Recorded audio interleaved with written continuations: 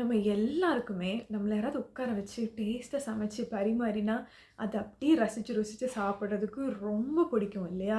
முடிஞ்சா அவங்க ஊட்டி விட்டா இன்னும் பிடிக்கும். எல்லாருக்குமே நம்ம அம்மா ஊட்டி விடுறது ரொம்ப, ரொம்ப பிடிக்கும். ஆனா, ஃபார் சேஞ்ச் இந்த விஷயத்த ட்ரை பண்ணி பாருங்க. நான் வந்து அட்லீஸ்ட் 1 மீல் அ டேவாவது எனக்காக சமைச்சு சாப்பிடுறேன். அது நல்லாருக்கோ, நல்லா இல்லையோ, அது எனக்கு ரொம்ப பிடிச்சிருக்கு. அண்ட் அஃப்கோர்ஸ் எனக்கு ரொம்ப ஹேப்பியா இருக்கு. ஏன்னு தெரியல. அப்போ ஏன்னு யோசிக்க ஆரம்பிச்சப்ப தான் புரிஞ்சுது. அந்த த்ரூ அவுட் ஒரு 45 மினிட்ஸ் ஆஃப் சமையல், நான் ரொம்ப கான்ஷியஸா அது எப்படி பண்ணணும்? இது நல்லாருக்குமா? அது நல்லாருக்குமா? அப்படின்னு யோசிச்சு, யோசிச்சு சமைக்கிறேன். என்னோட கான்சன்ட்ரேஷன் ஃபுல்லா அந்த ஒரு இடத்துல தான் இருக்கு. அண்ட் இது ரொம்ப நல்ல மைண்ட்ஃபுல்னஸ் பிராக்டிஸாவும் இருந்தத நான் ஃபீல் பண்றேன்.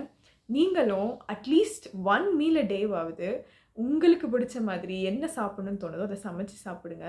முடிஞ்சா உங்கள சுத்தி இருக்கிறவங்களுக்கும், உங்க அம்மாவுக்கோ, உங்க ஒய்ஃப்‌க்கோ, உங்க அக்கா தங்கச்சிங்களுக்கோ, இல்ல வீட்ல அடிக்கடி யாரு சமைச்சுட்டே இருக்காங்களோ, அவங்களுக்கோ சமைச்சு குடுத்துட்டு, நீங்களும் அத சாப்பிட்டு பாருங்க. இதுல ரொம்ப பெரிய ஹேப்பினஸ் இருக்குன்னு நான் எனக்கு செஞ்சுக்கும்போது தான் நான் ஃபீல் பண்றேன்.